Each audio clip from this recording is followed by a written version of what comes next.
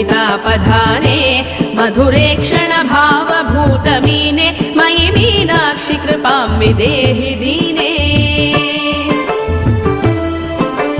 तपनीय पयोजिनी तटस्थे दुहिनप्राय महीधरोधरस्थे